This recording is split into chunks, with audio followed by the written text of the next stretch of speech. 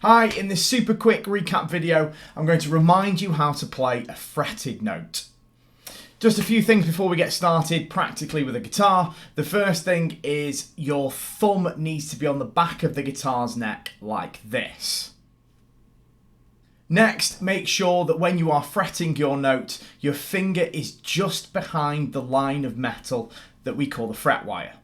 So here, not here. Next, make sure that you fret your notes using the tips of your fingers. Don't use the flat of your finger here, make sure it's using the tip of your finger. Finally, make sure that you push the string hard enough into the wood of the neck so that you get a decent note sound, like this. So you need to press hard enough for the note to sound like this, rather than this. We're just going to finish this recap video off by practically putting into practice what we've learned about fretting notes so far.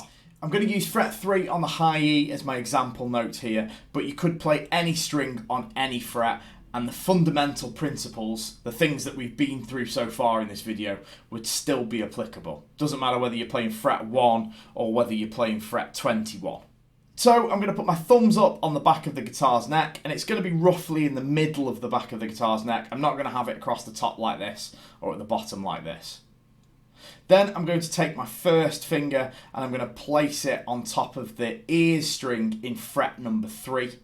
And I'm going to make sure that I place my finger just behind the line of metal that we call the fret wire.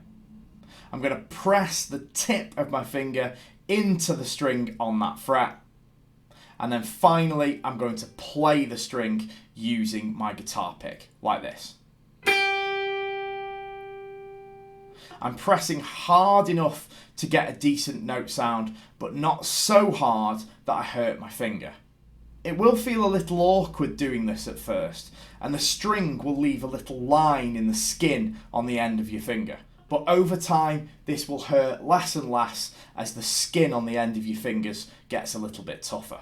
Notice also how I'm using finger number 1 here, but you could do the same thing with any of the fingers on your left hand. And again, like before where I was talking about having the same fundamental principles on any string on any fret, the same is the case for your fingers. Your fingers would fret the note in exactly the same way, regardless of which finger you use.